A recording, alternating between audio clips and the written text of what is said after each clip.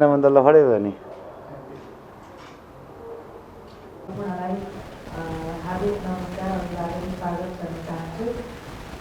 र आजको यो पारिवारिक जीवन को विभिन्न खालका एजेन्डाहरूलाई राखेर हामीले एक खालको प्रेस विज्ञप्ति तयार पारेर यहाँको बिचमा यसलाई वाचन गर्ने र आफ्ना मुद्दाहरूलाई सञ्चार माध्यम मार्फत चाहिँ फैलाउने खालको हिसाबले यो कार्यक्रमको हामीले आयोजना गरिराखेका छौँ।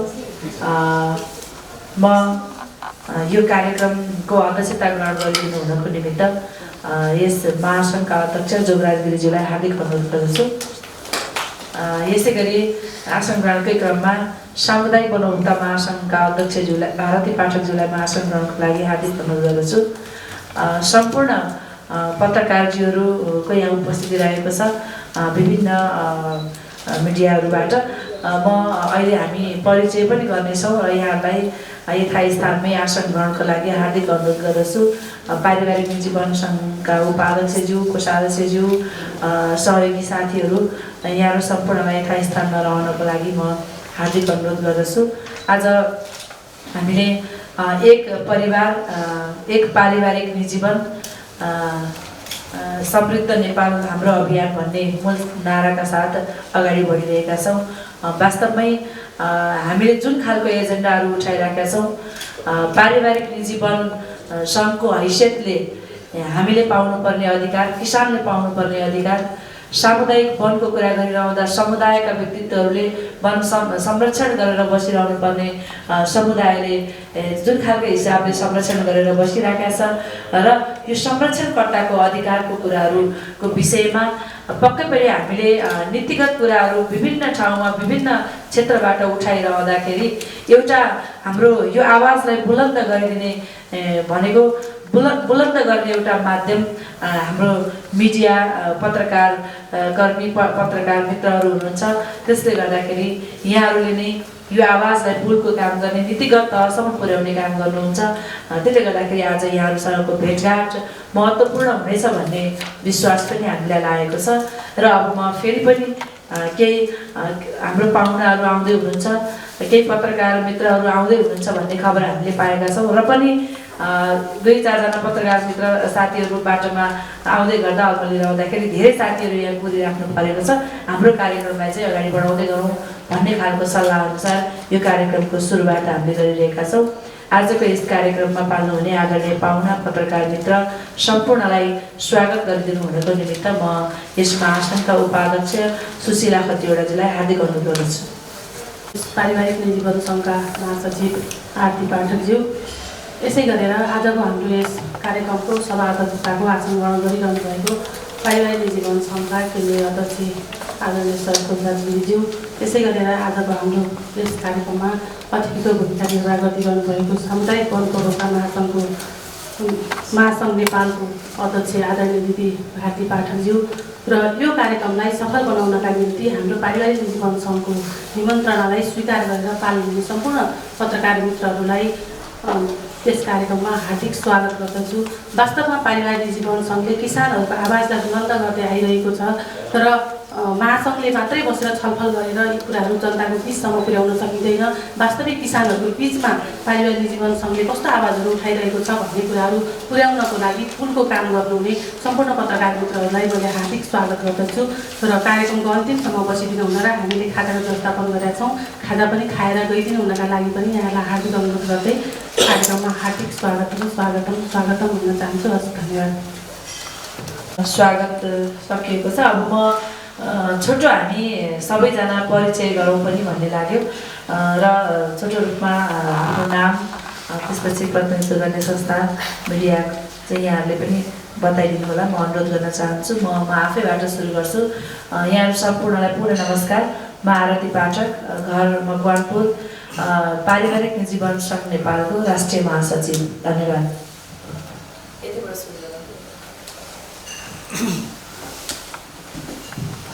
यहाँ सबैलाई नमस्कार। म उमेश श्रेष्ठ, म चाहिँ alliance for research and development services private लिमिटेडको सभापति गर्छु र अब विशेष गरी प्राकृतिक स्रोत संरक्षण यसमा रहेको योसँग सम्बन्धित अधिकारमा सम्बन्धित विषयमा एउटा एडभोकेटको रूपमा अर्थात् चाहिँ एउटा चाहिँ पहिरवीको सहकारीको एउटा सदस्यको रूपमा चाहिँ कार्यरत छु।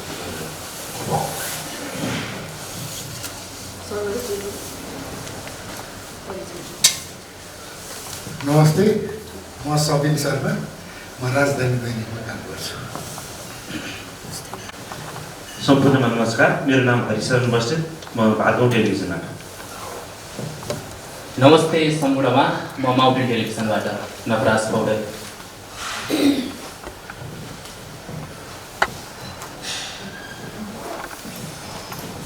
नमस्ते, मेरो नाम मेननराज भण्डारी, न्युज एजेन्सी नेपालमा काम गर्छु। नमस्ते, मेरो नाम विक्रम तजले, आखिजाल कार्यक्रमबाट। नमस्ते सम्पूर्णमा, म चाहिँ सुनिल शाही, पाटगाउँ टेलिभिजनबाट। नमस्कार, म चाहिँ प्रदीप प्रधान, म माउन्टेन टेलिभिजनबाट। सबैजना नमस्कार, म चाहिँ मिना घोडासैली, सामुदायिक वन उपभोक्ता महासङ्घ कम्युनिकेसन अफिसर।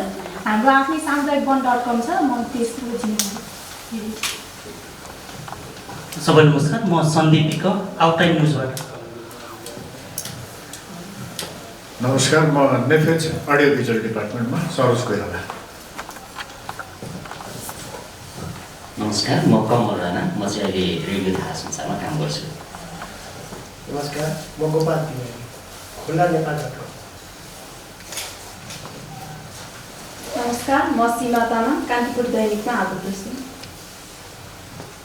यहाँहरू सम्पूर्ण नमस्कार, म राजेन्द्र भट्ट, मेरो घर चाहिँ गोर्खा, म यो पारिवारिक निजी वन सङ्घ नेपालको केन्द्रीयको सदस्य। यहाँहरू सबैलाई नमस्कार, म भारती पाठक, सामुदायिक वनको तनासी नेपालको केन्द्रीय अध्यक्ष।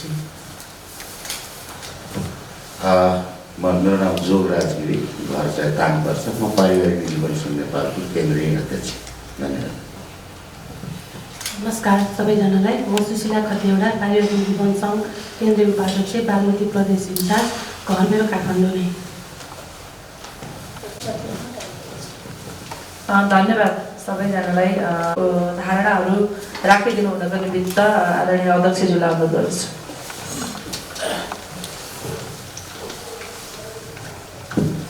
धन्यवाद। पारिवारिक निजी वन सङ्घ नेपालका केन्द्रीय महासचिव आरती पाठकज्यू, आजका अतिथि, हाम्रो सामुदायिक वन उपभोक्ता महासङ्घका अध्यक्ष एवं पारिवारिक निजी वन सङ्घका संरक्षक, अभिभावक आरती पाठकज्यू, सम्पूर्ण पत्रकार मित्रहरू, हाम्रो उपाध्यक्षज्यू, केन्द्रीय उपाध्यक्ष सुशीला खतिवडाज्यू, सम्पूर्ण पत्रकार मित्रहरूलाई पारिवारिक निजी वन सङ्घ नेपालको तर्फबाट म हार्दिक अभिवादन व्यक्त गर्न चाहन्छु। विशेष गरेर हामीले यो पारिवारिक निजी वनका विषयमा यो धेरै ठुलो बहसको विषय बनिसकेको छैन।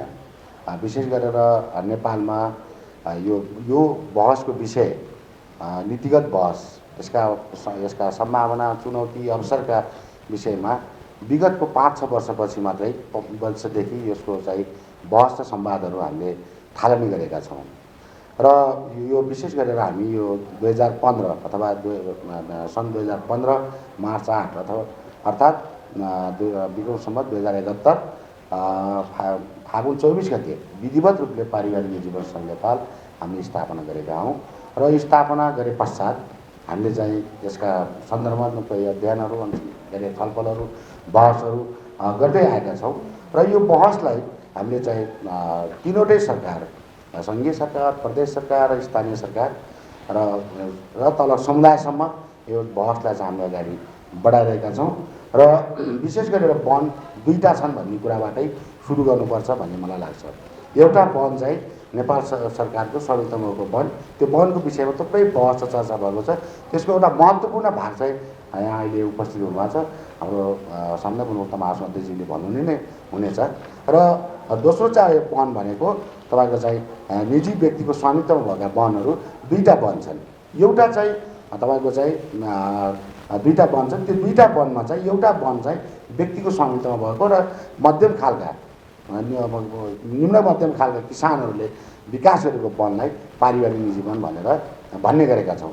अथवा त्यो चाहिँ तपाईँको 0.5 हेक्टरदेखि 10 हेक्टरसम्म भयो भने त्यो चाहिँ पारिवारिक निजी वन हो भनेर चाहिँ संसारमै यो परिभाषित हो। विश्व ब्याङ्कले नै यो परिभाषा गरेको छ। अब नेपालको सन्दर्भमा यसलाई ठ्याक्कै यही परिभाषा त गरेको छैन, तर सन् 2011 को तथ्याङ्क विभागको चाहिँ अध्ययनलाई हेऱ्यो भने, त्यसको तथ्याङ्क विभागको सर्वेलाई हेऱ्यो भने 0.1 हेक्टरदेखि 10 हेक्टरसम्मको वनलाई चाहिँ त्यहाँ उठाएको छ, त्यहाँ देखाएको छ। त्यो वनमा चाहिँ के भनेको छ भने तपाईँको चाहिँ त्यो बेलाको चाहिँ जुन अध्ययन छ, त्यो बेलाको तथ्याङ्क विभागले जुन तथ्याङ्क सङ्कलन गरेको छ, त्यो बेला चाहिँ करिब 54 लाख घरधुरीहरू रहेका छन् र 54 लाख घरधुरीमा 13 लाख घरधुरीहरूसित 0.1 हेक्टरदेखि 10 हेक्टरसम्म भएको वन छ। त्यो भनेको 5 करोड तपाईँको बिरुवाहरू हुर्काएका छन्, बढाएका छन् भनेर नेपाल सरकारको आधिकारिक विकाले त्यो कुरा बोल्छ। त्यसकारण चाहिँ त्यो क्षेत्र चाहिँ ठुलो क्षेत्र छ। अहिले पनि नेपालको तपाईँको चाहिँ वन विभागको तथ्याङ्कलाई हेऱ्यो भनेदेखि तपाईँको 70% काठ, कुल मागको 70% काठ चाहिँ अहिले निजी क्षेत्रबाट आएको छ, पारिवारिक निजी वनबाट आएको छ भनेर पनि रेकर्डहरू चाहिँ देखिन्छ। र यो यति ठुलो क्षेत्र हुँदाहुँदै पनि नेपाल सरकारले कुनै पनि तपाईँको कार्यक्रमहरू यहाँभित्र लगानी गरेको छैन। र अहिले मैले 2011 कुरा गरेँ, यो त 2019 हो होइन, 2020 हो, यसको सङ्ख्या 4 गुणा बढेको छ। यो 4 गुणा बढ्नुमा यसका 3टा कारण छन्।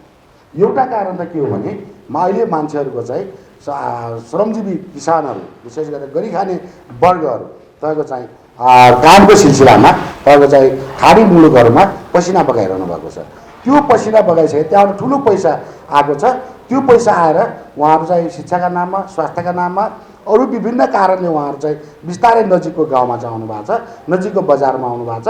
त्यो बजारमा आए चाहिँ गाउँको जग्गा खाली छ र जग्गा छ, त्यहाँ चाहिँ वनहरू हुर्किरहेको छ। एउटा प्रमाण त्यो छ। अर्को प्रमाण के छ भने तपाईँको तराईमा विशेष गरेर जुन वनदेखि टाढा भएको जुन क्षेत्र छ, त्यो क्षेत्रमा अथवा तराईमा र वृक्षारोपण चाहिँ व्यापक रूपले भएको थियो। त्यो तपाईँ हामी देख्छौँ मेची महाकालीदेखि पश्चिम दुईटै क्षेत्रमा चाहिँ ठुलो व्यापक रूपले वृक्षारोपण भएको छ। हाम्रो अनुमान छ तपाईँको चाहिँ 6 लाख हेक्टरभन्दा बढी तपाईँको चाहिँ पारिवारिक जीवन छ र तपाईँको चाहिँ त्यो सङ्ख्या धेरै ठुलो छ भन्ने हाम्रो कुरा छ। तर यति ठुलो कुरा हुँदाहुँदै पनि तपाईँको चाहिँ 2062-63 को लोकतान्त्रिक आन्दोलनपछि बनेको नयाँ संविधानले सम्पत्ति 2टा हुन्छन् भनेको छ। एउटा चाहिँ व्यक्तिको स्वामित्वमा भएको सम्पत्ति, एउटा राज्यको भएको स्वामित्वमा भएको सम्पत्ति। ती 2टै सम्पत्ति चाहिँ सुरक्षा गर्छु भनेर नेपाल सरकारले अथवा संविधानको तपाईँको मूल विषयवस्तुमा त्यो कुरा राखेको छ।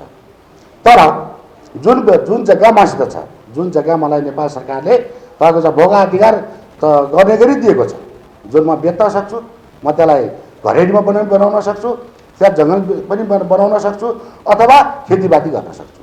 तर त्यो अधिकार दिएको चाहिँ जमिनमा हुर्किएको जुन वन छ, त्यो वनलाई चाहिँ अहिले चाहिँ हामी सहज वातावरण हामी त्यो वनहरू उपयोग गर्न पाइरहेका छैनौँ। जस्तो तपाईँको चाहिँ अहिले त्यो वनमा तपाईँको चाहिँ मलाई क्यान्सर भयो, मलाई तपाईँको टिबी लाग्यो, अथवा मेरो किडनी फेल भयो, अथवा मैले छोराछोरीको बिहा गर्नु पऱ्यो भने मेरो जग्गामा भएका रुखहरू मैले बेचेँ भने मलाई 8-10 लाख रुपियाँ आउँछ। तर म त्यो काट्न पाउँदिनँ। त्यो काट्न नपाएर मैले चाहिँ तपाईँको सिधै के गर्नुपर्छ, तपाईँको चाहिँ ब्याङ्कबाट लोन लिनुपर्छ, ऋण लिनुपर्छ, या साउमाझमा चर्को ब्याजमा मैले लिएर मैले मेरो समस्या टार्नुपर्छ। भनेदेखि त मेरो सम्पत्तिमाथि अधिकार खोइ, त्यसो भने मेरो सम्पत्तिमाथि अधिकार खोइ, तर यो सम्पत्तिमाथिको अधिकार चाहिँ हस्ते भयो भन्ने कुरा चाहिँ हाम्रो पहिलो मुद्दा हो। त्यो हुनाले एउटा तपाईँको सामान्य त्यही बारीमा उम्रेको तपाईँको चाहिँ आँपका फलहरू, तपाईँको फलफुलहरू अथवा तपाईँको अन्डबालीहरू स्वस्फूर्त रूपले तपाईँको बजारमा किसानले बेच्न पाउँछ। तर त्यही जातमा उम्रेको चाहिँ रुखहरू बेच्नका लागि चाहिँ विभिन्न खालका कानुनी झन्झटिला प्रक्रियाहरू छन् जो किसान आफैले बेच्न सक्दैन। त्यसकारण चाहिँ त्यो कुरा चाहिँ उसको सम्पत्तिमाथि अधिकार हो, त्यो कुरालाई चाहिँ बेच्न पाउनुपर्छ भन्ने हाम्रो पहिलो माग छ। दोस्रो माग के हो भने तपाईँको चाहिँ जुन हाम्रो पारिवारिक जीवनमा जुन किसानहरूले चाहिँ जुन जग्गामा जुन तपाईँको रुख बिरुवाहरू हुर्काइरहनु भएको छ, त्यसले विभिन्न खालको जलवायु परिवर्तनलाई न्यूनीकरण गर्ने कुरा, जैव विविधता संरक्षण गर्ने कुरा, जलवायु के अरे अरू पर्यावरण संरक्षण गर्ने कुरालाई महत्त्वपूर्ण भूमिका खेलेको छ। र तपाईँको राष्ट्रिय वनलाई तपाईँको चाहिँ अतिक्रमण हुनबाट पनि यसले चाहिँ रोकेको छ। किनभने आफ्नै बारीमा घाँस दाउरा पाउँछ, आफ्नै बारीमा चाहिँ आफ्ना चिजहरू पाउँछ नि ऊ जङ्गल मार्न जाँदैन। त्यसकारण चाहिँ त्यो कुरा चाहिँ महत्त्वपूर्ण काम गरेको छ, तर त्यो कुरा चाहिँ नेपाल सरकारले त्यसलाई चाहिँ स्वीकार गरेको छैन, त्यो भूमिकालाई चाहिँ स्वीकार गरेको छैन। त्यसकारण त्यो कुरालाई पनि स्वीकार गरिनुपर्छ भन्ने कुरा चाहिँ हाम्रो दोस्रो माग हो। तेस्रो कुरा के हो भने अहिले चाहिँ तपाईँको चाहिँ हाम्रो पारिवारिक जीवन किसानहरूको मानवाधिकार हनन भयो। यो मानवाधिकार हनन किन भयो भने तपाईँको चाहिँ अरू क्षेत्रमा, अरू वन क्षेत्रमा तपाईँको चाहिँ साल प्रजातिका रुखहरू तपाईँको एउटा विधि र निश्चित प्रक्रिया पुर्यायो भने काट्न पाइन्छ, तर पारिवारिक जीवनमा भएका चाहिँ साल प्रजाति लगायतका चाहिँ रुखहरू चाहिँ अहिले पनि प्रतिबन्धित अवस्थामा छ। मलाई भनिदिनु पऱ्यो नेपाल सरकारले कि वन तथा वातावरण मन्त्रालयले भनिदिनु पऱ्यो कि साल प्रजातिका रुखहरू चाहिँ सङ्कट उन्मुख छन् अथवा लोप हुन थालेका छन्, त्यसकारण काट्न दिएको छैन भन्नु पऱ्यो। होइन भने पारिवारिक जीवनमा उम्रेका काठहरूलाई तपाईँको चाहिँ काट्न नदिने, अन्त चाहिँ काट्न दिने हो भने तपाईँको कानुन तपाईँको चाहिँ तपाईँको चाहिँ दुई थरीको भयो। सक्नेलाई चाहिँ कानुन एउटा, नसक्नेलाई कानुन एउटा हुँदैन। त्यसकारण राज्यले हेर्ने दृष्टिकोण सबैको समान हुनुपर्छ। त्यसकारण चाहिँ जुन पारिवारिक जीवनमा लगाएका साल प्रजातिका रुखहरू छन् ती प्रतिबन्धित अवस्थामा छन्, ती प्रतिबन्धित अवस्थामा सालका प्रजातिका रुखहरू काट्न पाउनु पऱ्यो, त्यसलाई चाहिँ त्यसको गर्न पाउनु। अब एउटा किसानको घरमा तपाईँको चाहिँ बारीमा सालको रुख उम्रियो भने कि त त्यसलाई निमुटेर फाल्नु पऱ्यो, होइन त त्यसको कामै भएन नि त। त्यसकारण चाहिँ यो कुरालाई चाहिँ हामी अन्त्य गराउन चाहन्छौँ। र अर्को कुरा के भने जस्तो जुन खालको अहिले हामी पारिवारिक जीवनका विषयमा अरू जुन अन्नबालीहरू तपाईँको चाहिँ तरकारीहरू अथवा तपाईँको चाहिँ बाख्रा पाल्नका लागि अथवा अरू साना साना कामका लागि पनि तपाईँको चाहिँ ब्याङ्कले लोन दिन्छ, तर पारिवारिक जीवनका त्यही तपाईँको चाहिँ जमिन राखेर म ऋण लिन्छु भने पनि अहिले ऋण पाउने अवस्था छैन। त्यसकारण चाहिँ त्यो ऋणको व्यवस्था होस् भन्ने कुरा चाहिँ अर्को चाहन्छौँ। अर्को कुरा के चाहन्छौँ भने जुन अब अरू सानो सानो अरू चाहिँ जस्तो अहिले बिमाको व्यवस्था पनि गरेको छ, त्यो बिमाको व्यवस्था चाहिँ गरेको छ, तर यसको बिमाको व्यवस्था गरेको छैन। तपाईँको गत वर्ष आजभन्दा 2 वर्ष अगाडि झापा जिल्लाको एउटा उदाहरण दिएर तपाईँलाई कुरा गर्छु। झापा जिल्लाको एउटा किसानले 3 बिघा जमिनमा चाहिँ सालको रुख लगाउनु भयो, असारका महिना सबै के अरे वन हुर्काउनु भयो, 4-5 वर्षको भएको थियो, सबै बाढी आएर बगाएर लग्यो। र पाहाडमा भयो भने तपाईँ पहिरो जान्छ, तराईमा हो भने तपाईँको चाहिँ बाढी लाग्छ भनेदेखि त यो कुरालाई चाहिँ गर्नु पऱ्यो, त्यसको बिमाको व्यवस्था गर्नु पऱ्यो भन्ने कुरा चाहिँ हामीले माग राखेका छौँ। अर्को कुरा के छ भने पारिवारिक जीवनका किसान सबै व्यापारीको फन्दामा परेका छन्। जस्तो त्यसको वृक्षारोपणदेखि त्यसको ओसार पसारसम्म चाहिँ सबै तपाईँ के गरेका छन् त भन्नुहुन्छ भनेदेखि ती सबै चाहिँ तपाईँको व्यापारीको पन्जामा छन्। जस्तो तपाईँ वृक्षारोपणमा हेर्नुभयो भने तराईका सबै ठाउँमा हेर्नु भने जमरा उम्रे जस्तै बिरुवा लगाउने काम भएको छ। त्यो भनेको वन तथा वातावरण मन्त्रालयले तपाईँको चाहिँ प्राविधिक सहयोग नदिने र तपाईँको सबै कुरा चाहिँ तपाईँको चाहिँ व्यापारी हातमा छोडेको कारणले व्यापारीले बढी तपाईँको चाहिँ बिरुवा बिगाउने हिसाबले तपाईँको वृक्षारोपण भएको छ, जसले गर्दाखेरि त्यो चाहिनेभन्दा बढी तपाईँको चाहिँ नोक्सान भएको छ, किसानको श्रम खर्च अथवा स्रोत खर्च भइरहेको छ। त्यसकारण त्यसप्रति पनि वन तथा वातावरण मन्त्रालयले चाहिँ जवाबदेही हुनुपर्छ र त्यो कुराप्रति चाहिँ संवेदनशील हुनुपर्छ भन्ने हाम्रो कुरा हो। र अर्को कुरा के हो भने जुन हामीले जुन पारिवारिक जीवनले जुन खालको चाहिँ समृद्धिका आधारहरू देखेको छ, त्यो समृद्धिका आधारहरूलाई चाहिँ अगाडि बढाउने एउटा स्रोत शक्ति भनेकै के हो त, यो पारिवारिक जीवन हो। जस्तो तपाईँको चाहिँ हामी अरू ठुल्ठुला कारखानाहरू खोलेर समृद्ध बन्न सक्दैनौँ। ठुला तपाईँको चाहिँ स्टिलका कारखाना अथवा ठुल्ठुला कारखाना खोलेर हामी सम्भावना छैन। किन छैन भने उत्तरमा चीन छ, दक्षिणमा भारत छ, महत्त्वपूर्ण तपाईँको संरचनाहरू छन्, देशहरू ठुला सामरिक देशहरू छन्, तिनीहरूसित प्रतिस्पर्धा गर्न सक्दैनौँ। त्योसित प्रतिस्पर्धा गर्न सक्ने क्षेत्र भनेको प्राकृतिक स्रोत हो, वन जङ्गल कृषि के अरे भूमि र जल हो। अब जलको विषयमा चाहिँ अलिक ठुलो लगानी लाग्ने भयो हुनाले साना मध्यम स्तरीय किसानहरू त्योबाट चाहिँ फाइदा लिन सक्दैनन्। त्यसकारण चाहिँ त्यो फाइदा लिनका लागि चाहिँ वनै महत्त्वपूर्ण क्षेत्र हो। त्यो कारणले वनलाई चाहिँ विविधीकरण गर्ने, वनभित्र भएका चाहिँ तमाम खालका समस्याहरू छन्, ती समस्याहरूलाई चाहिँ नै हटाउने कुराहरू चाहिँ लिनु पर्यो भन्ने कुरा हो। मेरो जग्गाको रुख काटेमा मैले जानुपर्ने यो लोकतान्त्रिक व्यवस्थामा हामी त 2062-63 पछिका सार्वभौम सत्ता नेपाली जनता हो नि त। मलाई नेपाल सरकारले लाल पूजा दिएको छ, मैले वार्षिक रूपमा तपाईँको चाहिँ मैले कर तिरेको छु, तर मैले त्यो रूप मेरो आवश्यकता परेको बेला काटेर मैले चाहिँ हाम्रो न्याय व्यवस्था यही हो। यो त कदापि होइन। त्यसकारण त्यो कुरालाई चाहिँ हामी हटाउन चाहन्छौँ, त्यस्ता खालका नीति नियमलाई चाहिँ सुधार्न चाहन्छौँ, त्यो कुरालाई एउटा कुरा अगाडि सारेका छौँ। त्यो अर्को कुरा के हो भने हामीले यो कुरा किन अभियान चलाउँछौँ भने हामीले भनेका छौँ कि यो सम्पूर्ण कुरा पारिवारिक जीवनका वनका सम्पूर्ण चाहिँ अधिकारहरू स्थानीय सरकारमा जानुपर्छ। सङ्घीय सरकारमा राखेको काम छैन। संहिताको सन्दर्भ 2062-63को आन्दोलनले त्यसकारण गरे हौँ कि सिंहदरबारले हाम्रो विकास गर्न सकेन। त्यसकारण हामीले हाम्रो विकास अब चाहिँ स्थानीय सरकारमा जानुपर्छ, तपाईँ गाउँ गाउँमा सिंहदरबार बनाउनुपर्छ भनेर हामी सबै तपाईँको त्यो आन्दोलनमा सरिक भएका हौँ। आज विभिन्न बहानामा वन तथा वातावरण मन्त्रालय प्रतिगमनतिर चाहिँ उन्मुख भइरहेको छ। तपाईँको चाहिँ यो संहितालाई आत्मसात गर्न सकेन र उसले हरेक कुराहरू तपाईँको चाहिँ सङ्घमा राखिरहेको छ। अहिले पनि तपाईँको हिजोको दिनमा बरु हिजो चाहिँ संहिता कायम नहुँदाखेरि तपाईँको चाहिँ दुईवटा गाउँमा गाविस, दुईवटा गाविसको बिचमा रेन्ज पोस्ट, इलाका रेन्ज पोस्ट थिए, थुप्रै संरचनाहरू थिए। अब अहिले चाहिँ सङ्घीय संरचनाको हिसाबमा कुनै किसिमले कल्पना नगरेको वन डिभिजन कार्यालयको तपाईँको संरचना चाहिँ जिल्लामा स्थापना गरेर सबै तपाईँको स्रोतको चाहिँ तपाईँको चाहिँ केन्द्रीकरण गर्ने चाहिँ मानसिकताका साथ वन मन्त्रालयले चाहिँ काम गरिरहेको छ। त्यही भएर हामीले भनेको छौँ त्यो कुरालाई चाहिँ त्यहाँकै स्थानीय सरकारलाई चाहिँ जिम्मा दिनुपर्छ। त्यो सरकार अहिले पहिलेको जस्तो सरकार होइन। त्यो सरकार अहिले तपाईँको देख्न सकिने, सुनिन सकिने, भन्न सकिने र बुझ्न सकिने सरकार हो। त्यसकारण यो कुरा चाहिँ के आउनुपर्छ भने लामो सङ्घर्ष हामीले गऱ्यौँ। सामुदायिक वनभोक्ता महासङ्घ अध्यक्ष यही हुनुहुन्छ। हामी विभिन्न खालका चाहिँ अभियानहरूमा लाग्यौँ। बल्ल मुस्किलले तपाईँको चाहिँ वन 2076मा तपाईँको चाहिँ निजीवन चाहिँ तपाईँको चाहिँ स्थानीय सरकारमा दर्ता हुने र त्यो पालिकाभित्र चाहिँ त्यो सङ्घले चाहिँ त्यो पालिकाले स्वीकृति दियो भने तपाईँको चाहिँ स्वीकृति पाउने भनेको चाहिँ व्यवस्था बडो मुस्किलका साथ गर्यो। म श्याम ढकाल हाम्रो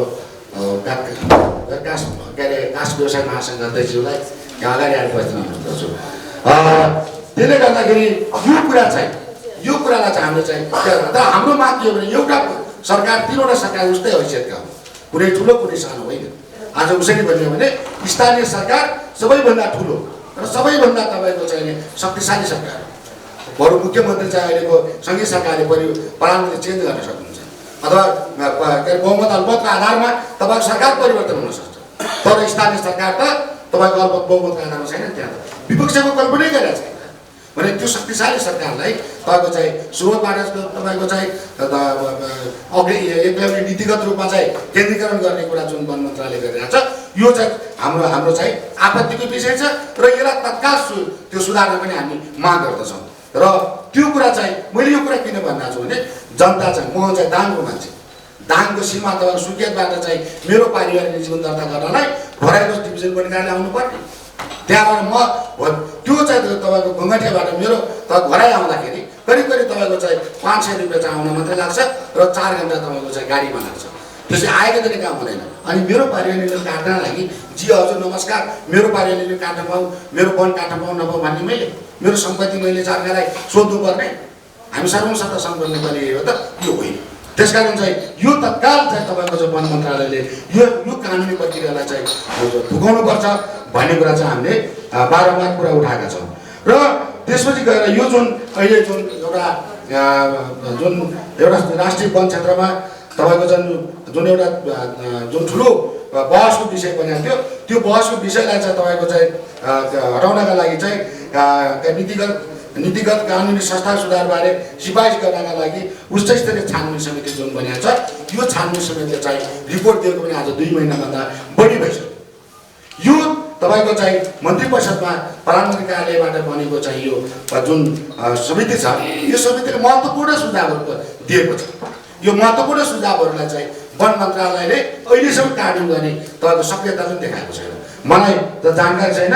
अब सामुदायिक वनभोक्ता महासङ्घ अध्यक्ष यो फेनफिल्डको अध्यक्ष यहाँ हुनुहुन्छ, उहाँलाई जानकारी छैन। इलेक्सनमा भन्नुहोला अहिलेसम्म सरकारहरूलाई यी चाहिँ उठाएका इस्युहरूमा, यी उठाएका छलफलहरूमा, उहाँले दिएका सुझावहरूमा के कस्ता सुझावहरू गर्नुपर्ने हो भन्ने कुरा आजका दिनसम्म तपाईँको चाहिँ वन मन्त्रालयको तपाईँको चाहिँ नेतृत्व सम्हालेको नेतृत्वले अहिलेसम्म 4 वर्ष बोलाउँदैन। के कारण चाहिँ यो चिजहरू जुन नीतिगत कुराहरू छ, मैले जुन पारिवारिक जीवनका विषयमा जुन समस्याहरू तपाईँहरूको अवगत गराएँ यो टोटल रूपले चाहिँ यो पालन गरेको छ। मन्त्री परिषदले यो कुरालाई कार्यान्वयन गर, यो कुरालाई चाहिँ छिटो कार्यान्वयन गर भनेर मन्त्री परिषदले वन तथा वातावरण मन्त्रालयमा सिफारिस पनि पठाइसकेको छ। तर वन मन्त्रालयको नेतृत्व दिनुभएको सत्यबहादुर बस्नेत र वन सचिव डाक्टर विश्वनाथ ओली के कानमा तेल हालेर चाहिँ तपाईँको चाहिँ मस्त दिइरहनुहुन्छ। कहिले बिग्रिनुहुन्छ उहाँ? अब कोरोनाको कहर देखाएर होला, पैसा पनि बेकार गर्नुहुन्न भनेदेखि त यो उहाँले के चाहनु भएको? यो हामीले यो सुखी नेपाली समृद्ध नेपाल भनेको चिजहरू जस्ताको तस्तै राखेर यी चिजहरूलाई चाहिँ चलाउँदै नचलाएर अनि हामी सुखी नेपाली समृद्ध नेपाल बन्न सक्छौँ। त्यसकारण चाहिँ यो कुरालाई चाहिँ हामीले अलि छिटो कार्यान्वयन गर। यो चिजहरू जुन चाहिँ आधिकारिक रूपले जुन सिफारिस गरेका चिज छन् यसलाई कार्यान्वयन गर र जुन वन क्षेत्रले चाहिँ जुन पुर्याउने योगदान छ त्यो योगदानका विषयमा चाहिँ तपाईँको चाहिँ त्यसलाई अगाडि बढाउँ र जस्तै तपाईँको भोलिका चाहिँ दिनहरूमा हरित अर्थतन्त्र निर्माण हरित रोजगारको सम्भावना चाहिँ भोलि देखिन्छ। तपाईँहरूलाई जानकारी गराउँ, विश्वव्यापी सन् 1992मा गरेको अध्ययनले नेपालमा प्रति वर्ष दिगो वन व्यवस्थापन मार्फत तपाईँको 15 करोड CFT काठ तपाईँको चाहिँ हाम्रो वन क्षेत्रमा ल्याउन सकिन्छ र 15 लाख मान्छेलाई चाहिँ पूर्णकालीन रोजगार दिलाउन सकिन्छ र अहिले चाहिँ तपाईँको प्रस्तुत गर्ने नेपाल सरकारको बजेटलाई 3 गुणा बढाउन सकिन्छ भनेर तपाईँको चाहिँ प्रक्षेपण गरेको छ। के सम्भव भयो त? त्यो देखिन्छ त? त्यो पनि देखिँदैन भनेदेखि त। अनि त्यो मात्रै होइन, दुर्भाग्यको कुरा छ तपाईँको यो वर्ष तपाईँको चाहिँ 9 करोड CFT काठ चाहिँ नेपाललाई आवश्यक परेछ। त्यो मध्येमा करिब तपाईँको 5 करोड हाराहारीको CFT काठ चाहिँ नेपाली वनबाट आएछ, अरू सबै काठ चाहिँ मलेसिया सिङ्गापुरबाट आएछ। यी भित्रको रहस्य के हो? यो विषयको उत्तर चाहिँ वन मन्त्रालय दिनु पर्दैन। नेपाली काठ तपाईँको चाहिँ कुहिराखेको छ, पारिवारिक जीवनको काठ तपाईँको चाहिँ उहाँ विभिन्न ठाउँमा जिल्लाहरूमा चाहिँ तपाईँको चाहिँ कुहिराखेको छ। तपाईँको चाहिँ धनकुटाको उदाहरण दियो भने मैले तपाईँलाई 32 तपाईँको चाहिँ के अरे 32 लाख रुपियाँको काठ चाहिँ किसानको काठ चाहिँ अहिले चाहिँ तपाईँको चाहिँ डम्पिङ भएको बसिरहेको छ भनेदेखि त अब गर्दै नगर्ने हो भने त अब त्यो मन्त्रालयमा बसेर के गर्ने? त्यसकारण चाहिँ यो सम्भावनाका कुराहरूको विषयमा हामीले संयुक्त रूपमा यो कुरालाई अगाडि बढाउने र यो हरित अर्थतन्त्र निर्माणका लागि भएका चुनौतीहरूका लागि चाहिँ हामीले समस्या समाधानका निम्ति अगाडि बढाउने भन्ने कुरा गरिरहेका छौँ। जस्तो उद्योग गर्ने कुराको पनि यहाँ ठुलै कुरा गरिरहेका छौँ। तर आज किलोमिटरको व्यवस्थाले गर्दाखेरि अहिले पनि उद्योग स्थापना हुन सकिरहेको छैन भनेदेखि त यो कुराहरू समस्यालाई जस्ताको तस्तै राख्ने तर विभिन्न कार्यशाला भएको छ। आज छैटौँ कार्यशाला होइन, अब हुने 7औं होइन, सामुदायिक वनको राष्ट्रिय 7औं राष्ट्रिय कार्यशाला हुने बेला भइसक्यो। हरेक राष्ट्रिय कार्यशाला महत्त्वपूर्ण निर्णय छलफल भएका छन्। सामुदायिक वनमा वन क्षेत्रमा भएका सवालहरूलाई चाहिँ तपाईँको समाधानका निमित्त थुप्रै कुराहरू छ, त्यो लेखेर चाहिँ डकुमेन्टहरू वन मन्त्रालयका चाहिँ दराजमा थन्किएका छन्। ती कार्यान्वयन नगर्ने हो भने त्यो अरबौँ खर्च गरेर किन त्यो कार्यशाला गर्नु पर्यो?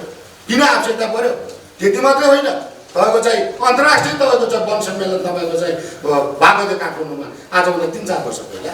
त्यसले महत्त्वपूर्ण वन क्षेत्रका चाहिँ विकासका ढोकाहरू खोल्ने भनेर चाहिँ लेखेको थियो। मलाई लाग्छ 16-17 बुँदाको त्यो चाहिँ महत्त्वपूर्ण डकुमेन्ट आज पनि त कार्यान्वयनमा चाहिँ भनेदेखि चाहिँ विभिन्न कार्य दलहरू बनाउने, कार्यदलका रिपोर्टहरू बुझ्ने र त्यसपछि चाहिँ कार्यान्वयन गरेर वन मन्त्रालयको नेतृत्व दल प्रसार सुत्ने हो भने वन क्षेत्रको चाहिँ परिवर्तन कहिले सम्भव हुन्छ? त्यसकारण चाहिँ यो सम्भव बनाउने हो भने अब चाहिँ वन मन्त्रालयले चाहिँ आफूलाई चाहिँ पूर्ण रूपले रूपान्तरणकारी ट्रान्सफर्मेसन हुने कुरालाई चाहिँ लैजानुपर्छ। अब हिजोकै चिन्तन र सोचाइबाट वन मन्त्रालय अगाडि बढ्न सक्छ भन्ने मलाई लाग्दैन। त्यसकारण चाहिँ वन मन्त्रालयभित्र भएका जुन 4वटा पावर जुन छ, कार्यपालिका, न्यायपालिका, व्यवस्थापिका लगायतका जुन छन् त्यो भित्रका चाहिँ पावरहरू अब चाहिँ छुट्टिनुपर्छ। एउटा प्राविधिकले दिनुपर्ने सुविधा के हो? वन क्षेत्रमा कुन खालका तपाईँको चाहिँ वनहरू चाहिन्छ? म अहिले तपाईँको चाहिँ 52 वर्षको भएँ, अब म 80 वर्ष उर्किने साल लगाऊ, म 42 वर्षमा उर्किने साल लगाऊ, मलाई 15-16 वर्ष उर्किने चिज चाहियो नि, मलाई छिटो आम्दानी गर्ने चिज चाहियो नि त। मन्त्रालय के गरिरहेको छ त? वन क्षेत्रमा डक्टर गरेर त थुप्रै हजारौँ तपाईँको डक्टरहरू छन्। ती डक्टरले के गरिरहेको छ? आज कृषिमा हेर्नुहोस् त कति ठुलो परिवर्तन भयो। तपाईँको चाहिँ 90 दिनमा फल्ने मुला 45 दिनमा फल्यो, 6 महिना उर्किने कुखुरा आज 35 दिनमा चाहिँ खाना पाउने भयो होइन। तपाईँको चाहिँ बेमौसमी तरकारीहरू त्यतिकै बजारमा आइरहेछ किनभने उहाँहरूले कृषि मन्त्रालयका विज्ञहरू त्यो आफ्नो विज्ञता दिने कुरातिर मात्रै लाग्नुहुन्छ। तर वन मन्त्रालयको चाहिँ विज्ञहरू चाहिँ न्यायपालिका, कार्यपालिका, व्यवस्थापिका, न्यायाधीश पनि उहाँ, तपाईँको पुलिस पक्रिने पनि उहाँ, तपाईँको चाहिँ यता वनका दिने के अरे प्राविधिक दिने कुरा, यो चिजले चाहिँ सम्भावना अगाडि बढाउँदैन। यही कुराको पूर्णता हुँदैन। यसले चाहिँ स्किलमा चाहिँ रूपान्तरण के अरे निखार पनि ल्याउँदैन भनेर त विभिन्न खालका फ्याकल्टी बनाएको छ नि। कानुन त्यस कारणले बनायो होला, मानवीय शास्त्र त्यस कारणले बनायो होला, वन त्यस कारणले बनायो होला। त्यसकारण यो कुराको चाहिँ टुङ्गो नलागिकन वन मन्त्रालय, वन तथा वातावरण मन्त्रालयले अहिलेको परिवर्तित अवस्थामा भएका समस्या, चुनौती, सवालहरूलाई चाँतनसात गर्न सक्दैन र यो रूपान्तरणकारी हुन जरुरी छ भन्ने कुरा राख्न चाहन्छु। र यी समस्याहरू जुन मैले फेरि पनि बोलेँ, मेरो सम्पत्ति, मेरो अधिकारका कुरा कहिले हुन्छ त्यो कुरा चाहिँ प्रत्यावधि गर्ने कुरा चाहिँ पारिवारिक निजी जीवनमा लागू हुनुपर्छ र पारिवारिक निजी जीवनमा भएका जति पनि सवालहरू छन्, समस्याहरू छन्, ती समस्याहरू चाहिँ समाधानतिर उन्मुख होस् भन्ने कुरा चाहिँ राख्दै मेरा 2 शब्द राख्छु। धन्यवाद। यसै गरी हामी बिचमा नेपाल टेलिभिजनका कार्यकारी अधिकृत सदस्य बालकृष्ण बस्नेतज्यू आइपुग्नु भएको छ। म आसन ग्रहणको लागि हार्दिक अनुरोध गर्दछु। यसै गरी काष्ठ व्यवसायी महासङ्घका अध्यक्ष श्याम ढकालज्यू पनि आउनुभएको छ। म उहाँलाई पनि आसन ग्रहणको लागि हार्दिक अनुरोध गर्दछु। धेरै कुराहरू प्रेस विज्ञप्ति मार्फत अध्यक्षज्यूले राखिसक्नु भएको छ। हामी अब यस कार्यक्रमलाई अझै ढिला नगरिकन म आफ्नो महत्त्वपूर्ण भनाइ राखिदिनु हुनको निमित्त श्याम दालाई म अनुरोध गर्दछु। निजी वन नेपालका अध्यक्षज्यू, सामुदायिक महासङ्घका अध्यक्षज्यू, पारिवारिक निजी वन सङ्घ नेपालका पदाधिकारी तथा सदस्यज्यूहरू, पारिवारिक निजी वनले आयोजना गरेको प्रेस विज्ञप्तिका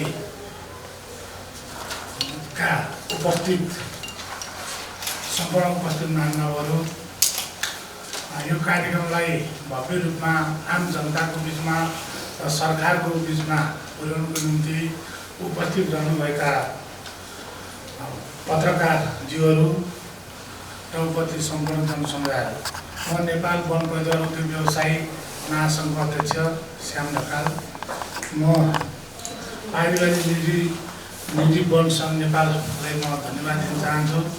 मलाई पनि बोलाएर यस कार्यक्रममा आफ्नो धारणा अभिव्यक्ति गर्ने जुन सौभाग्य दिनुभएको छ, म हृदयदेखि म प्रणाम गर्दै आज नेपालको परिवेशमा भन्ने हो भने नेपालको वन हरियो, नेपालको वन हरियो, नेपालको धन हरियो वन भनेर हिजो हाम्रा पुर्खाहरूले जुन अवलम्बन गरेर आइरहनु भएको थियो र त्यो अवलम्बन गरेका विषयहरू जहिले पनि एउटा कागजको रूपमा सीमित रह्यो। यसले कहिले पनि समृद्धिको ढोका खोल्ने यसबाट सहयोग पुगेन। हामीले बारम्बार यस विषयमा कुरा उठाइरह्यौँ। नेपालको वन मोटामोटी 45% वन पुगेको छ। त्यसमा पनि पारिवारिक निजी वनको अझ सबभन्दा ठुलो भूमिका छ। अहिले पनि अध्यक्षज्यूले भन्नुभयो, सायद नेपालको आपूर्तिमा 70% आपूर्ति यो निजी वन, निजी सरकार, निजी र आफ्नो बारीमा हुर्काइ लगाएका आएका वनहरू आपूर्ति भएको कुरा हामीले पनि यसलाई मनन गर्नुपर्छ र यो सही कुरा पनि हो। त्यसै गरी सामुदायिक वनबाट पनि त्यतिकै उत्पादन मोटामोटी अहिलेको परिवेशमा भन्ने हो भने 15% काठ उत्पादन सामुदायिक वनबाट भइरहेको छ। त्यसको यो अहिले निजी वनको आपूर्ति र सामुदायिक वनबाट उत्पादन हुने आपूर्तिको तुलना गर्दाखेरि राज्यबाट जुन संरक्षित वन छ त्यो वनबाट चाहिँ अहिले पनि 5 देखि 10% भन्दा आपूर्ति भएको देखिँदैन। त्यसकारणले नेपालको सरकार वन मन्त्रालयसँग हाम्रो जहिले पनि विमति छ। किनभने जो सम्बन्धित निकाय जसले नियम कानुनलाई पालन गर्छ, जसले मुलुकको समृद्धिको लागि जुन अधिकार सम्पन्न लिएर आफ्नो हातमा अधिकार लिएर बसेको छ, त्यो निकाय निकम्म भएको हामीले महसुस गरेका छौँ। र आज दुःखद साथ भन्नुपर्छ, अहिले यो कोभिडको कारणले नेपालमा यत्र मान्छेहरू आतङ्क भइरहेको बेलामा बिहान बेलुका के खाउँ भनेको बेलामा आज नेपालमा साना ठुला गरेर 40,000 उद्योगहरू र त्यसमा आबद्ध 2.5 लाख मजदुर वर्गहरू र त्यसबाट आश्रित 10 लाख मान्छेहरूको आज बिजोग अवस्थामा छ। उहाँहरूको दुःखद साथ जीवन जिउनु परिरहेको छ। अझ दुःखद साथ भन्नुपर्छ, 300-400 भन्दा बढी मान्छेले आफू बाँच्न नसक्ने अवस्था, आफ्नो परिवार पाल्न नसक्ने अवस्थाको कारणले आत्महत्यासम्म गर्नुपर्ने स्थितिको सिर्जना भयो। यो ठुलो दुःखद कुरा हो। आज सरकार के गरेर बसिरहेको छ भन्ने बारेमा आम चासोको विषयहरू पनि बनेको छ। हाम्रो नेपाल वन परिवार उद्योग व्यवसाय महासङ्घले पटक पटक विज्ञप्तिहरू जारी गर्दै कयौँ मिडियाहरूमा पनि प्रकाशित भएको छ।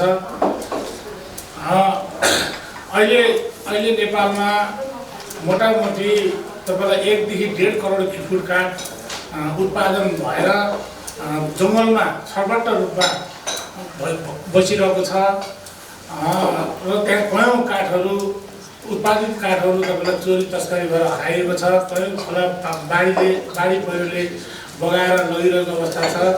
चोरी तस्करी अत्याधिक बढेको छ। यो बारेमा पनि हामीले प्रधानमन्त्रीदेखि लिएर सम्बन्धित निकायहरूमा घचघच व्यापक रूपमा गऱ्यौँ र सुदूरपश्चिममा केही सामुदायिक वनमा यो वैज्ञानिक वनको नाममा केही गलत ढङ्गले काठ उत्पादन भयो, गलत ढङ्गले काठ काट्यो भन्ने न्युमा एउटा जिल्लामा विवाद भयो भनेर आज देशभरि नै जुन ओसार पसार गर्नु नै प्रतिबन्ध लगाएर जुन निर्णय गरियो, त्यो निर्णय नै सरासर यो संविधानको भावना र आम नागरिकको भावना विरुद्ध जुन निर्णय भएको छ त्यसलाई तत्काल निकासा दिनुपर्छ भन्ने माग हामीले राखेका छौँ। र आज पनि म यो कार्यक्रम मार्फत पनि नेपाल सरकारलाई छिटोभन्दा छिटो यसको निकास होस् र आम नेपाली जनता यत्र उद्योग मजदुरहरूको हितको निम्ति उहाँहरूलाई बाँच्न पाउने अधिकारको निम्ति बाटो खोलियोस् भन्ने पनि म माग गर्न चाहन्छु। आज पारिवारिक निजी वनले जुन कार्यक्रमको आयोजना गर्यो यो एकदम सान्दर्भिक छ र यो अहिले यो सन्दर्भ पनि हो र यो आवश्यकता पनि हो। त्यस कारणले पारिवारिक वनमा अहिले पनि अध्यक्षले भन्नुभयो,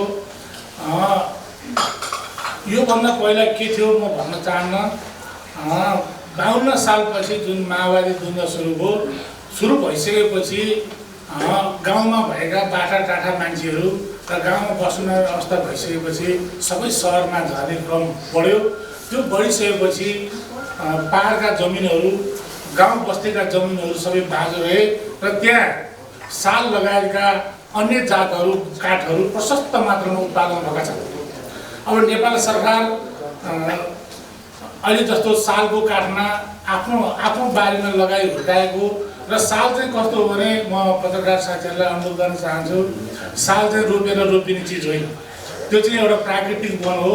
त्यो आफै उम्रिने, आफै बढ्ने, आफै हुर्किने भएको हुनाले नेपाल सरकारले आफू त्यो स्तरमा गएर आफू निर्देशन पनि नगर्ने र आफ्नो बारीमा हुर्काएका सालहरूलाई आफूले प्रयोग पनि नगर्ने र राज्यले पनि प्रयोग नगर्ने र त्यो प्रशस्त मात्रामा अहिले गाउँमा पाइन्छ।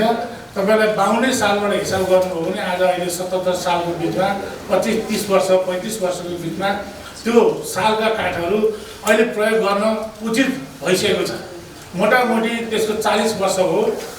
त्यसको अन्तिम आयु चाहिँ अहिले नेपाल सरकारले राखेको 80 वर्ष हो र त्यो 35-40 वर्ष भइसकेपछि त्यो मेजर हुन्छ र त्यो प्रयोग गर्न मिल्छ र त्यस्तोलाई पनि त्यो प्रतिबन्ध हिजो कुन बेलामा मन्त्री परिषदले निर्णय गरेर राजपत्रमा निकालेर त्यसलाई उत्पादन गर्न पाइँदैन, त्यसलाई कटान मुछान पसार गर्न पाइँदैन भनेर कुन बेला त्यो तपाईँलाई 45-46 सालतिर गरेको निर्णय आजसम्म पनि बारम्बार हरेक आम जनता उपभोक्ता, निजी क्षेत्र, पारिवारिक वन, निजी वन सबैले यो आवाज उठाइरहँदा पनि राज्यले कानमा तेल हालेर बसेको छ। तपाईँलाई त्यसमा असना छ, चिलाउने छ, साल छ, त्यो जातहरू अहिले पनि उत्पादन गर्न दिइरहेको अवस्था छैन र म यो कार्यक्रम मार्फत पनि नेपाल सरकारलाई के अनुरोध गर्न चाहन्छु भने कम्तीमा जनताले लगाएका अथवा हुर्काइएका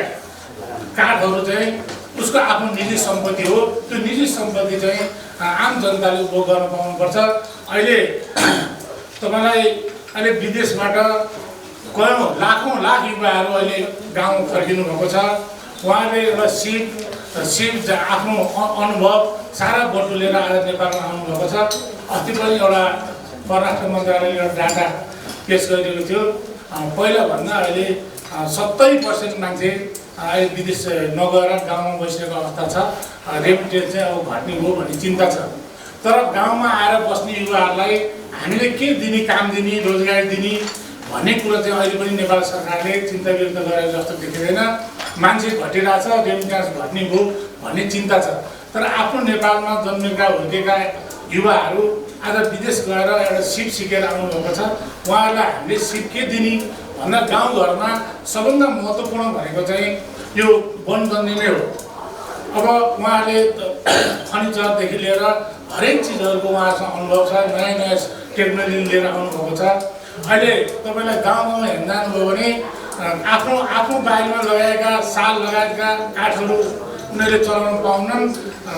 तपाईँ गएर गाउँमा टेबल कुर्सीहरू हेर्नुभयो भने चाइनिज कुर्सीहरू, चाइनिज टेबलहरू, चाइनिज खाटहरू तपाईँ पाउँछौँ। त्यो एउटा दुर्भाग्य हो। त्यस कारणले म मिडिया साथीहरूलाई विशेष गरी के अनुरोध गर्न चाहन्छु भने त्यो विदेशबाट आएका युवाहरूलाई पहिलो प्राथमिकता कृषि र दोस्रो चाहिँ निजी वनै हो। र निजी वनबाट उहाँहरूले धेरै कामहरू गर्न सक्नुहुन्छ। आज तपाईँलाई अब के भन्ने, अब हाम्रो नेपालमा उत्पादन हुन सक्ने काठ निजी वन, पारिवारिक वन, राष्ट्रिय वन सबै गरेर अझ भन्यो भने त अझ राष्ट्रिय वनमै तपाईँलाई 10 देखि 12 करोड क्युबिक काठ वार्षिक हामीले निकाल्दा पनि वनको हैसियत बिग्रिँदैन भनेर विज्ञहरूले प्रतिवेदन दिएको पनि आज 10औं वर्षको अवस्था भइसकेको छ। त्यसको त अझ निजी वन र पारिवारिक वनको त हिसाबै छैन। निजी वन, पारिवारिक वन अहिले भन्नु हो भने देशव्यापी रूपमा तपाईँ झापा जानुभयो भने निजी वनमा झापाको आधा जमिनहरू निजी वनले ढाकिसकेको छ र त्यहाँ व्यापक रूपमा निजी क्षेत्र आम जनसमुदायहरू निजी वन लगाउनमा व्यस्त छ।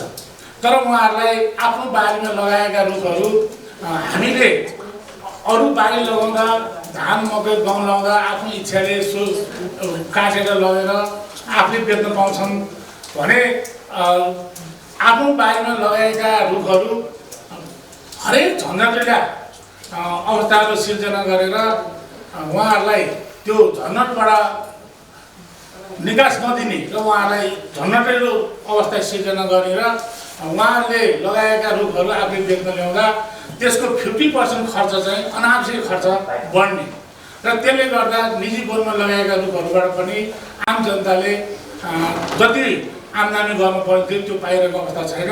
र निजी वनमा लगाएका रुखहरू, हुर्काइएका रुखहरू चाहिँ कृषि बारी सरह उनीहरूले बेचबिच गर्न पाउनुपर्छ र उहाँहरूलाई प्रोत्साहन गर्नुपर्छ भन्ने हाम्रो माग हो। र पारिवारिक वनको पनि त्यही नै हो। हामी सबैको एउटै धारणा, निजी वनमा लगाएका रुखहरू कृषि बारी सरह नै गर्नुपर्छ र त्यसमा चाहिँ व्यापक रूपमा यसलाई कुरा उठाइदिनु पनि म मिडिया कर्मी साथीहरूलाई अनुरोध गर्छु। अहिले यो ओसार प्रसार ठप्प भएको अवस्था छ। सबै सङ्घ संस्थाहरू हामीले आम मिडियादेखि लिएर नागरिक समाज, उद्योग व्यवसाय, सरकार सबैलाई अपिल पनि गरेका छौँ।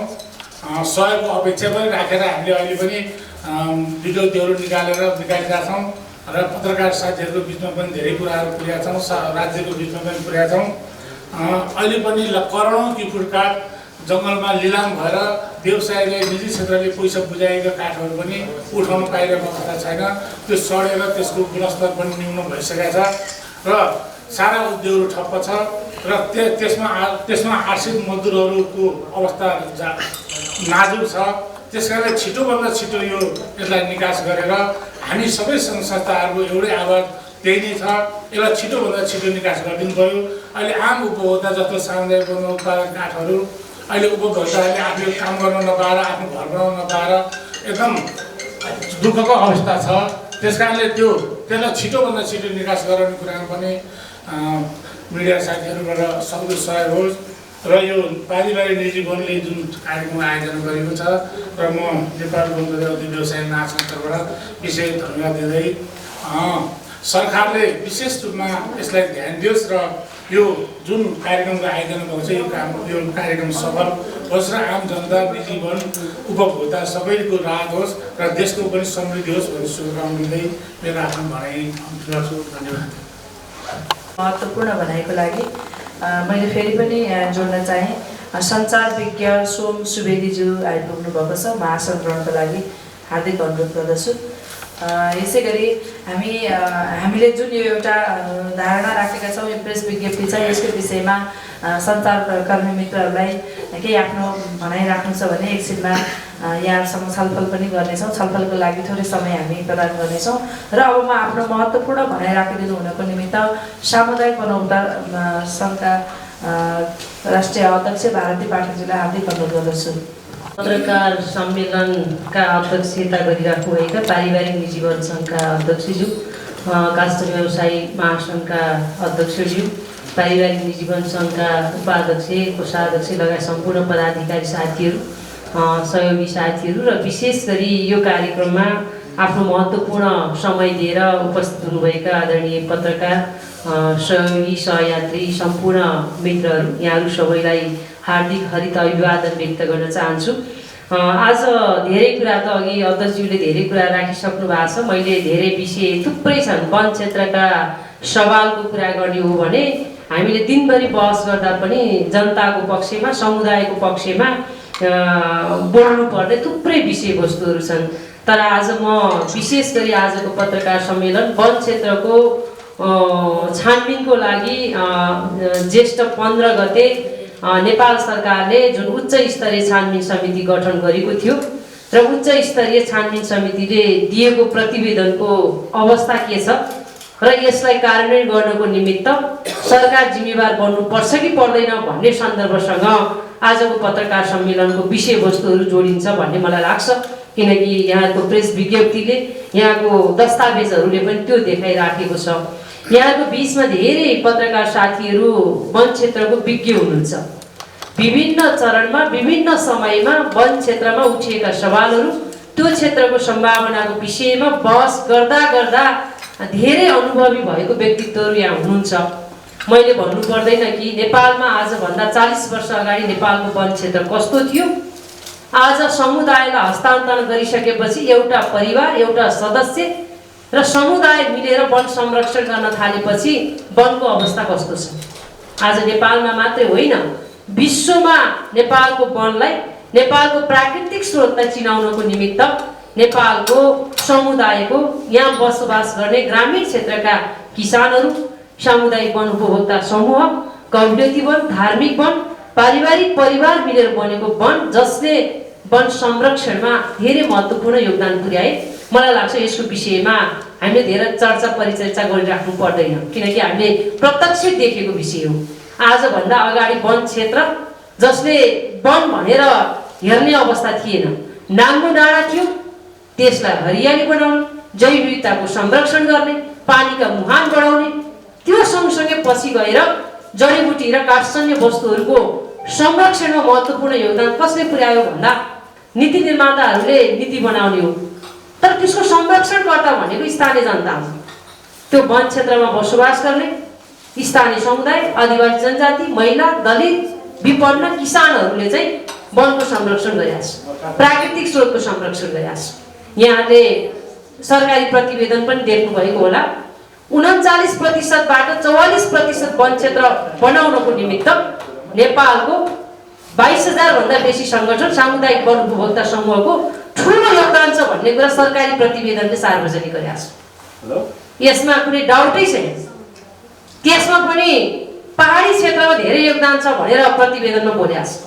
आज 44% वन क्षेत्र भयो, तर पहाडी क्षेत्रमा ठुलो कन्ट्रिब्युसन गर्नुको पछाडि तराईमा किन भएन भन्दा पहाडमा समुदायलाई वन हस्तान्तरण गरियो, तराईमा वन क्षेत्र समुदायलाई हस्तान्तरण गर्न सरकारले बिस्तारै रोक्दै गयो।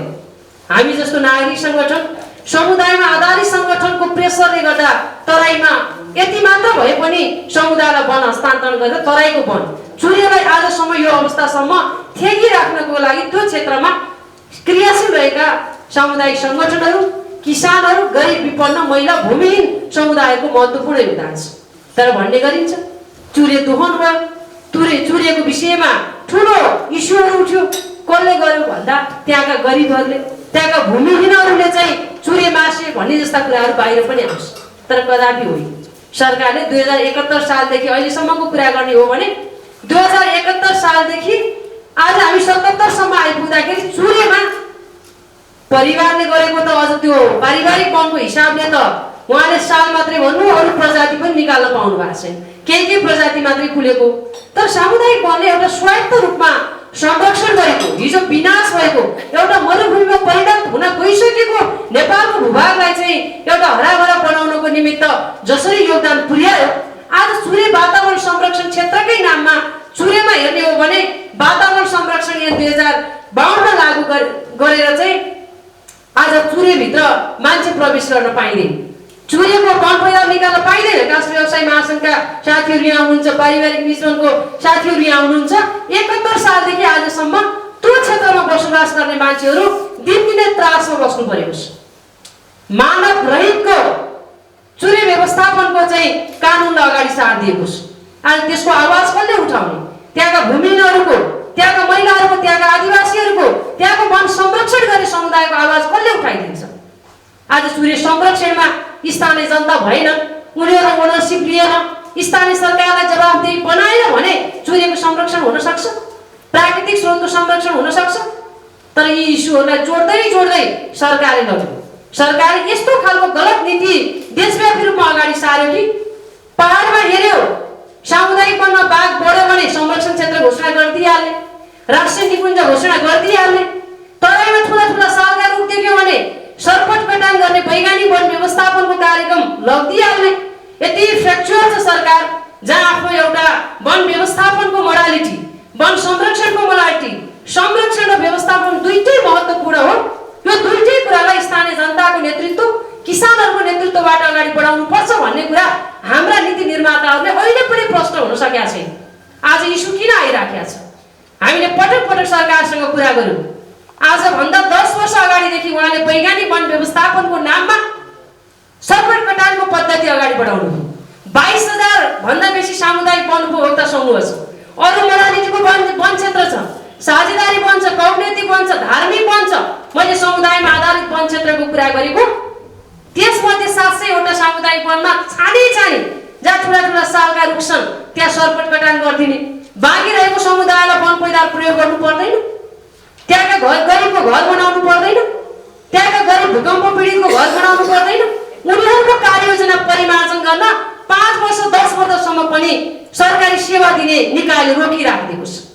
त्यस्ता गलत क्रियाकलापहरू आज वन ऐनलाई टेकेर समुदायले, किसानले, व्यवसायले हरेक क्षेत्रले काम गर्नुपर्ने। तर एउटा सचिव स्तरको निर्णयबाट यत्रो सरपट कटान गर्ने वैज्ञानिक वन व्यवस्थापनको पद्धति अगाडि सारेर चाहिँ गतिविधिहरू अगाडि बढाउँदाखेरि कुनै मुद्दै नलाग्ने। चुरेमा चाहिँ स्थानीय जनताले झारपात छुड्यो भने उसलाई कानुन लाग्ने। चुरेमा वैज्ञानिक वन व्यवस्थापनको नाममा रुख कटान गर्यो भने अनि उहाँलाई कानुन नलाग्ने। गरिबलाई कानुन हुने, धनीलाई, सम्पन्नलाई उसै कानुन नलाग्ने भन्ने हुन्छ। हाम्रो देशको कानुन एउटै हुनुपर्छ। गरिबका लागि, धनीका लागि, भूमिहीनका लागि, आदिवासीका लागि, महिलाको लागि, जसले प्राकृतिक स्रोतको संरक्षण गर्यो, वन वातावरणको संरक्षण गर्यो, त्यो संरक्षणकर्ता मात्रै होइन, जनप्रतिनिधिले कानुन बनाउँदाखेरि ऊ व्यवस्थापक बन्ने गरी कानुन बनाउनुपर्छ। तर हाम्रो देशमा जनता भनेका, किसान भनेका चाहिँ पहरेदार हुन्। बिहान बेलुका गस्ती गरिदिने, न उसको सुरक्षाको ग्यारेन्टी छ। उसले चाहिँ एउटा वनपालकको रूपमा काम गर्ने र संरक्षण गर्ने। जब स्रोत बढ्दै जान्छ त्यसको कन्ट्रोल कसले गर्ने भने सरकारले गर्ने। यो कदापि हुन सक्दैन। अहिले उच्च स्तरीय छानबिन समितिको रिपोर्टको विषयमा पटक हामीले कुरा गरेका छौँ।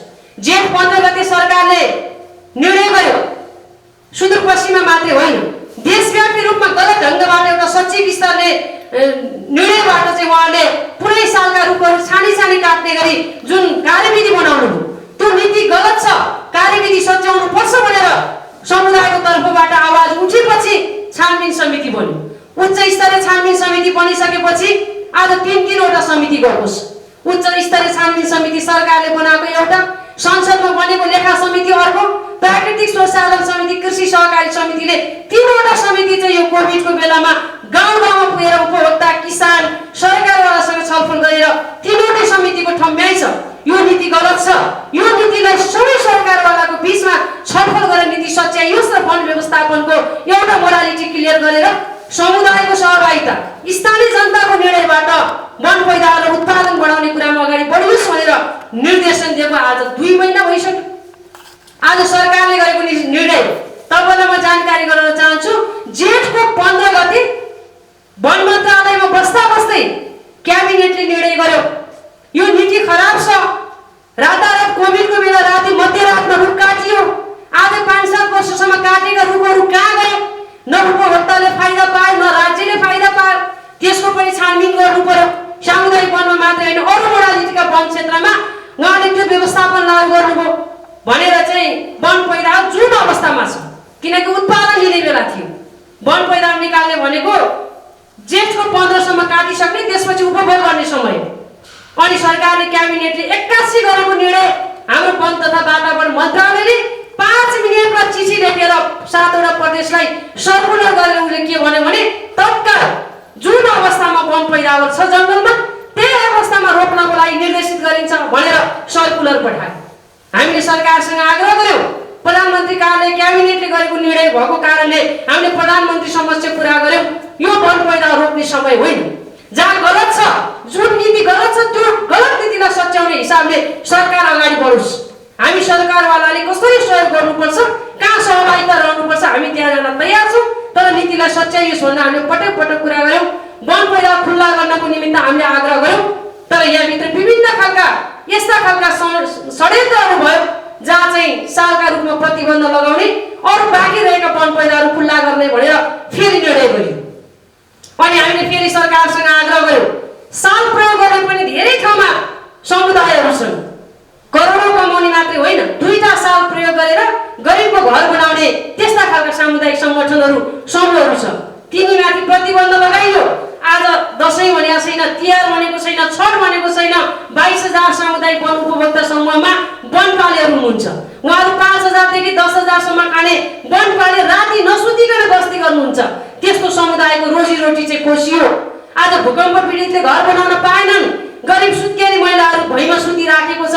त्यसले गर्दाखेरि यो वन पैदावार रोक्ने समय होइन। तपाईँले तत्काल वन पैदावार खुल्लाउनुहोस् भनेर हामीले आग्रह गर्यौं। उच्च स्तरीय छानबिन समितिलाई पनि हामीले कुरा गर्यौं।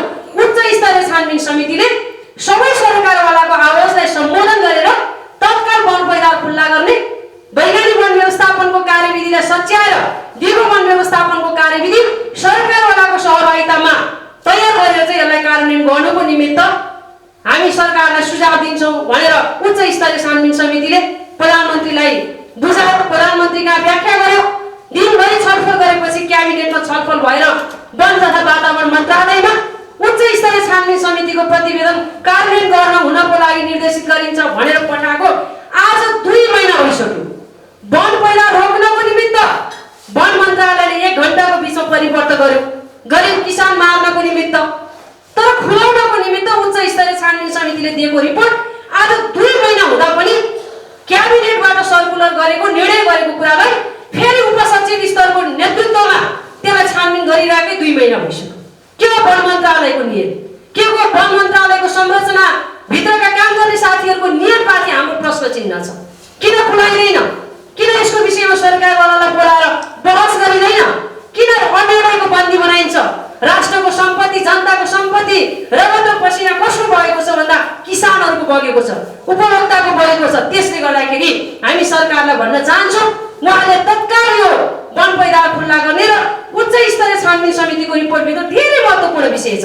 वन पैदावार खुल्ला गर्ने मात्रै होइन, राष्ट्रिय निकुञ्जमा एउटा माझी, एउटा बोटे जेलमा थुनिएको छ, चेपाङ मरेको छ। राष्ट्रिय निकुञ्जभित्रका चाहिँ घरहरू जलेका छन्। त्यस्ता खालका पञ्चायतकालीन राष्ट्रिय निकुञ्ज 2029 लाई नयाँ बनाउनु पर्यो भनेर मान्यहरूबाट कुरा उठेको छ, समुदायबाट कुरा उठेको छ। दिनदिनै आन्दोलन भइराखेको छ। यस्ता कानुनहरू परिमार्जन गर्नु पर्यो। लोकतान्त्रिक गणतान्त्रिक सरकारले समय अनुसारको नयाँ कानुन बनाएर जनतालाई अधिकार सम्पन्न बनाउने,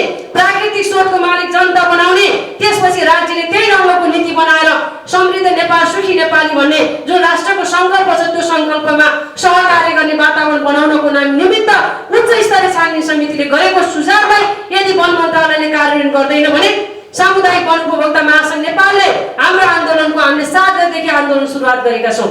हामी देशव्यापी रूपमा अहिले ज्ञापन पत्र दिएर सरकारको ध्यान आकर्षण गराएका छौँ। यदि सरकारले त्यति गर्दा पनि यसलाई खुल्ला गर्दैन, वैज्ञानिक वन व्यवस्थापनको कार्यविधिलाई त्यसलाई चाहिँ खारेज गरेर नयाँ कार्यविधि बनाउँदैन, तबसम्म हाम्रो राष्ट्रिय परिषदले हामी एउटा म्यान्डेट दिएर देशव्यापी रूपमा आन्दोलन जान हामी बाध्य हुनेछौँ।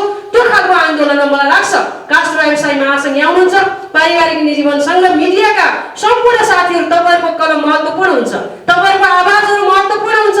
कसका लागि भने गरिब किसान, महिला, ग्रामीण क्षेत्रमा काम गर्ने समुदायको लागि तपाईँहरूको एउटा कलम, एक शब्द र तपाईँहरूले बोलेको आवाजले यदि किसानको न्याय हुन्छ, उपभोक्ताको न्याय हुन्छ, वन संरक्षण गर्ने संरक्षणकर्ताहरूको न्याय हुन्छ भने यसको विषयमा यहाँलाई विनम्र अनुरोध गर्न चाहन्छौँ। हामीले उठाएको आन्दोलन कुनै व्यक्तिगत स्वार्थका लागि, कुनै संस्थागत हितका लागि नभएर 1,40,00,000 जनताको पक्षमा हामीले यसको विषयमा आवाज उठाइराखेको छौँ। यसको विषयमा आज हामी मिडियाको साथीहरूको बिचमा हामीले भनेका छौँ यो हाम्रो एउटै आवाज हो, एउटै आन्दोलन हो। कहिले हामी फेकोफोनले गर्छौँ, कहिले पारिवारिक निजी वन सङ्घले गर्छ, कहिले काष्ठ व्यवसायी महासङ्घले गर्छ, कहिले हामीले तपाईँहरूसँगै बसेर पनि तपाईँहरूले हामीले आग्रह गरेर हामी जनताको आवाजहरू उठाइदिनुहोस् भनेर हामीले आग्रह गर्छौँ। हाम्रो समुदायको पक्षमा आवाज उठाउने एउटा महत्त्वपूर्ण सहकार्य गर्ने सहयात्री भनेको सञ्चार जगत हो। यो सञ्चारसँग सहकार्य गरेर अगाडि बढाउने र यो रोकिएको वन पैदाहरूलाई तत्काल खुल्ला गर्नको निमित्त हामीले यो आग्रह अनुरोध गर्न चाहन्छौँ र यही आवाजका साथ हामीले यो विषयवस्तुहरूलाई अगाडि बढाएका छौँ। तपाईँहरूले मलाई लाग्छ सबैको महत्त्वपूर्ण भूमिका छ, किसानको पनि छ, समुदायमा आधारित सङ्गठनहरूको पनि छ। यदि समुदायमा आधारित सङ्गठन र एउटा परिवारले वन वातावरणको संरक्षण गर्दैन भने कुनै नेता, कुनै सांसद, कुनै मन्त्री, कुनै जनप्रतिनिधिबाट मात्र यो सम्भव हुँदैन। उहाँहरू जनताको प्रतिनिधि भएकोले गर्दा जनमुखी न्याय, लोकतान्त्रिक गणतान्त्रिक सरकारले जनमैत्री कानुन बनाउने कुरामा चाहिँ पक्कै प्रगतिशील भएर अगाडि बढ्नुपर्छ र यसले चाहिँ उहाँहरूको घोषणापत्रलाई सम्झाउने, सरकारले उहाँको पार्टीले व्यक्तिले बनाएको घोषणापत्रलाई मध्यनजर गरेर अगाडि बढ्यो भने अहिले हामीसँग भएका स्रोतहरूलाई म्याक्सिमम प्रयोग गर्न सक्छौँ। यही कोभिडको बेलामा हामीले राज्यले हामीलाई आग्रह गरेको होइन, सरकारले भनेको होइन, 22,000 सङ्गठनले 4 करोडभन्दा बेसी चाहिँ सहयोग स्थानीय सरकारलाई गरेको छ। यो कसका लागि भन्दा बिहान बेलुका श्रम गरेर खानेहरूको लागि। उहाँले गोजीबाट पैसा दिनुभएको छ, कुनै सामुदायिक वनको रिसोर्स प्रयोग गरेको छैन, तर त्यो सामुदायिक वनको स्रोत आउने बेला थियो, तर राज्यलाई गएको स्रोत पनि उहाँले निकाल्ने वातावरण बनाइदिनु भएन। त्यसले गर्दा विषम परिस्थितिमा चाहे त्यो भूकम्प होस्, चाहे नाकाबन्दी होस्, चाहे कोभिड जस्ता यस्ता समस्याहरू छन्, यति बेला कुन चाहिँ चाहिन्छ, के चाहिन्छ भन्दा सामुदायिक सङ्गठन चाहिन्छ, हामीसँग कम्युनिटी चाहिन्छ, हामीसँग परिवारका सदस्यहरू जोडिनुपर्छ। त्यो हिसाबले हामी राज्यलाई सहयोग गर्न तयार छौँ। कोभिड पछि अब उद्यमशीलतामा लैजाने र गरिब विपन्नलाई रोजगारी दिने, युवाहरूलाई रोजगारी दिने कुरामा राज्यले समुदायसँग सहकार्य गरेर जाने वातावरण बनाउनको लागि पनि हामी यही पत्रकार सम्मेलन मार्फत आग्रह गर्दै मेरो भनाइ यति टुङ्ग्याउँछु। यहाँलाई केही छ सामुदायिक वनसँग, महासङ्घको मुभमेन्टसँग यहाँको जिज्ञासा छ भने प्रष्ट रूपमा राखिदिनको लागि म अनुरोध गर्छु। मैले जिज्ञासा पुरा गर्नेछु। धन्यवाद। धन्यवाद सामुदायिक वन उपभोक्ता महासङ्घका केन्द्रीय अध्यक्ष भारती पाठकजीलाई पनि यहाँहरूको बिचमा राखेको थिएँ। केही छलफल, केही क्वेसनहरू गर्नु पर्यो भने यो अवधारणाको बिचमा सामुदायिक वन उपभोक्ता महासङ्घका अध्यक्षजीले भन्नुभयो अनुसारको केही अवधारणाहरूको बिचमा चाहिँ राख्नु छ भने यहाँलाई यो खुल्ला छलफलमा सहभागी भइदिन पनि म अनुरोध गर्दछु।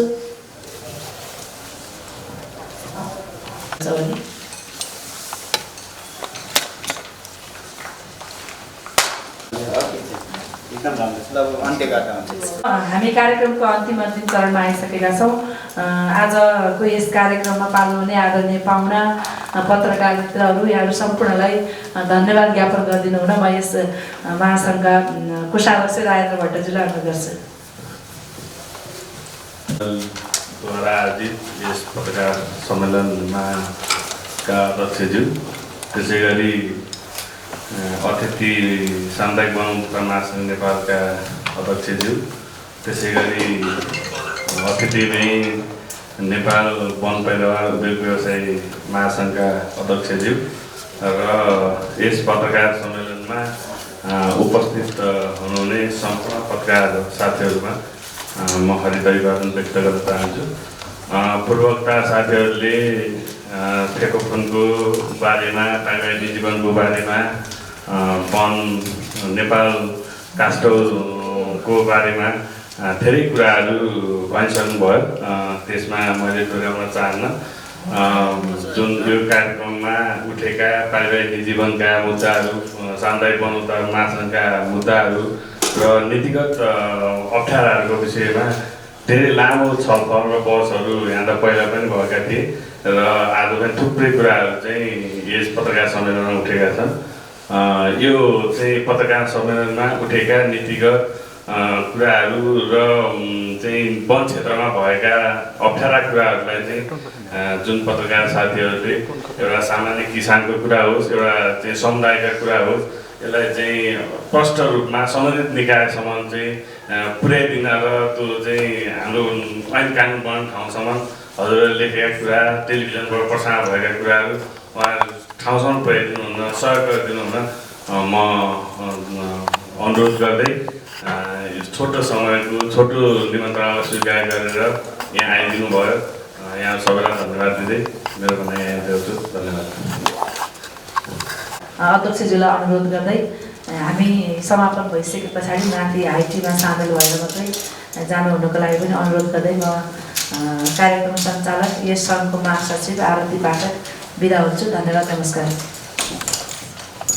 हजुर, धन्यवाद महासचिव। अब हामीले सबै कुरा किन भनिसकेका छौँ र हाम्रो आवाजहरूलाई हजुरहरूका सञ्चार माध्यमबाट हजुरका कलमहरूले अझ यसलाई चाहिँ छिटोभन्दा छिटो कार्यान्वयन गर्ने पक्षमा पक्कै पनि ती आवाजहरू उठ्नेछन्, आउनेछन् भन्ने कुरा आशा राख्दै विशेष गरेर कास्टोरेसन महासचिवज्यू, समुदाय उद्योगका महासचिवज्यू जो आइदिनु भयो, उहाँ सबैलाई धन्यवाद र पत्रकारहरूले सबैलाई आभार प्रकट गर्दै धेरै लामो कुरा गर्छन्। यो यहीँ सकिएको घोषणा गर्छु। धन्यवाद।